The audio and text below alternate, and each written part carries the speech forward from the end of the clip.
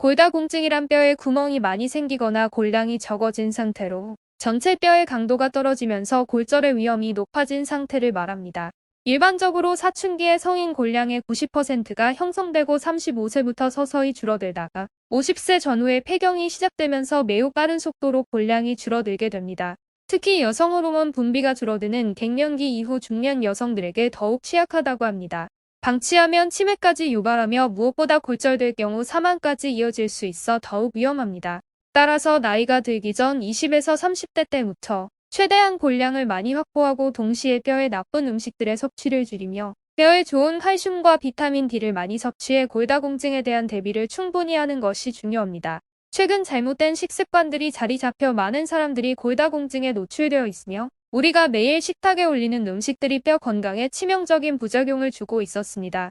오늘은 우리가 매일 먹는 음식 중에서 뼈 건강을 악화시키는 음식들이 무엇이 있는지 자세히 알아보도록 하겠습니다.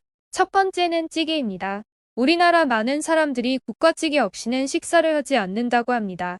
하지만 국과찌개는 나트륨이 과다하게 함유되어 있는데 과도한 나트륨을 섭취할 경우 골다공증을 촉진해 골절 위험이 커지고 관절 부종을 악화시킨다고 합니다. 일본의 대학 연구팀은 골다공증 검사를 받은 63세 이상 폐경 여성 213명을 대상으로 일일 나트륨 섭취량과 골절 위험의 관계를 분석한 결과 나트륨을 많이 섭취한 그룹은 적게 섭취한 그룹보다 비척추 골절 위험이 41배 높았다고 보고했습니다.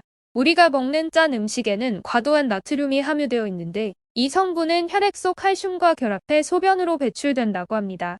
혈액 속 칼슘이 부족해지면 우리 몸은 뼈 속 칼슘을 녹여 보충하게 되는데 이로 인해 뼈가 약해지고 골절 위험이 높아지는 것입니다. 또 몸을 붓게 하는 나트륨을 지나치게 섭취하면 체내에서 혈관과 체액세포의 노가삼투압 현상이 발생하게 되는데 결국 부종을 유발하게 됩니다.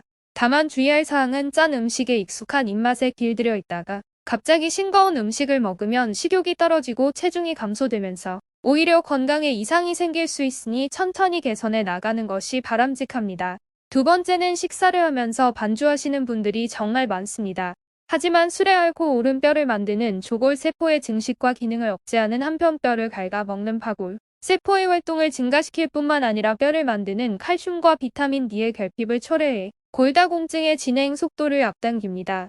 건국대병원 조희경 교수팀은 40에서 70세까지의 남성 150여 명을 대상으로 허벅지 뼈 골밀도를 측정하고 술을 얼마나 마시는지를 조사한 결과 매주 소주 2병 이상을 마시는 대상자의 경우 허벅지 뼈의 골밀도가 평균 이하로 낮았다고 보고했습니다. 게다가 알코올 대사 과정에서 생기는 아세트알데히드는 근육과 인대를 무르게 만들어 근골격계의 통증을 일으킵니다. 또 알코올을 분해하기 위해 단백질 사용이 늘어나면서 정작 근육이 쓸 단백질이 부족해지며 근손실이 발생하는데 이는 40에서 50대 중년에게는 치명적인 부작용으로 발생하게 됩니다. 겨우 한두 잔의 적은 반주라 할지라도 음주 빈도가 1회 증가할수록 위암 발생 위험이 이에 비례해 증가한다는 연구 결과도 있으니 평소 식사를 하면서 반주를 하시고 계셨다면 지금부터라도 줄여 나가시기 바랍니다. 세 번째는 커피입니다. 수많은 현대인들과 때려야 뗄 수 없는 관계인 커피는 떨어진 집중력을 높여주고 활력을 북돋아주는 효능을 지니고 있습니다. 하지만 커피 등을 통해 카페인을 과도하게 섭취할 경우 체내에 칼슘이 배출돼 골다공증 위험이 높아진다는 연구 결과가 있습니다. 호주 사우스 오스트레일리아 의대 연구팀은 건강한 성인 24명을 두 그룹으로 나눠 A그룹은 카페인이 들어있는 껌과 B그룹은 그렇지 않은 껌을 제공했습니다.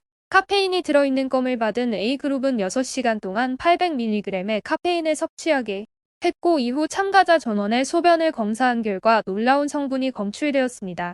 그것은 바로 다량의 칼슘인데 카페인을 섭취한 A그룹은 실험 전에 비해 칼슘 배출량이 무려 77% 증가한 것으로 확인되었습니다.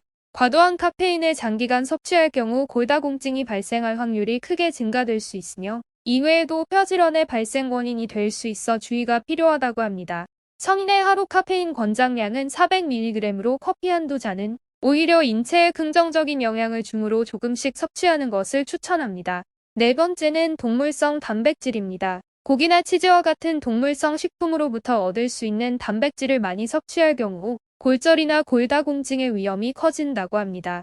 그 이유는 동물성 단백질을 과다하게 섭취할 경우 우리 몸에는 과도한 산이 생기게 되고 대사성 산성 혈액의 원인이 될 수 있습니다.